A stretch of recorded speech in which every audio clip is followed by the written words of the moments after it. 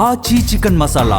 Voter సవరణలో తప్పిదాలు జరిగితే ఊరుకోబోమన్నారు మాజీ మంత్రి తలసాని శ్రీనివాస్ యాదవ్. పద్మారావు నగర్లోని ఎస్పీ కాలేజ్లో సర్ కేంద్రాన్ని ఆయన సందర్శించారు. ఇక ఓటర్ మ్యాపింగ్ విధానం, ప్రత్యేక ఓటరు సవరణ కార్యక్రమం తీరును తెలుసుకున్నారు. ఇక సర్ కార్యక్రమంలో సాంకేతికతపై అనుభవం ఉన్న వారిని నియమించాలని డిమాండ్ చేశారు. సర్ కార్యక్రమంపై అనేక అనుమానాలు వ్యక్తమవుతున్నాయని చెప్పారు. ప్రజలు తప్పనిసరిగా ఈ కార్యక్రమంలో పాల్గొని తమ పేరు ఓటర్ జాబితాలో ఉండేలా జాగ్రత్త పడాలని సూచించారు. పార్టీ పరంగా తమ నాయకులు, కార్యకర్తలు ఓటర్లకు అందుబాటులో ఉంటారని చెప్పారు తలసాని. స్పెషల్ రివిజన్ ఇంటెన్సివ్ దీని మీద అనేకమైనటువంటి అపోహలు, దేశవ్యాప్తంగా కూడా రాజకీయ పార్టీలు తీవ్రమైనటువంటి విమర్శలు చేస్తున్నటువంటి సందర్భం. అయితే మన దగ్గర కూడా ఆల్రెడీ ఈ నెల 1వ తేదీ నుంచి ప్రారంభంగా 1 మంత్ వరకు ఈ కార్యక్రమానికి శ్రీకారం చుట్టారు.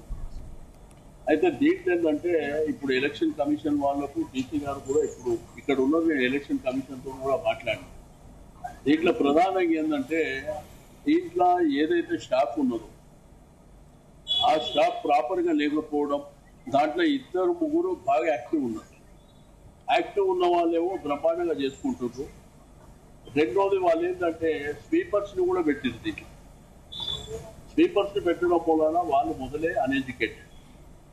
దాన్ని యాప్ని డౌన్లోడ్ చేయడం అది అంత ఈజీ పని కాదు.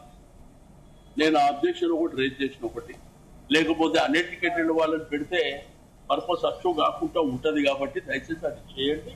ఈ విషయంలో మాత్రం చాలా మేము సీరియస్గా పోతున్నాం తప్పకుండా. ఎందుకంటే ఓటు తీసేటువంటి అధికారం ఎవరికి లేదు.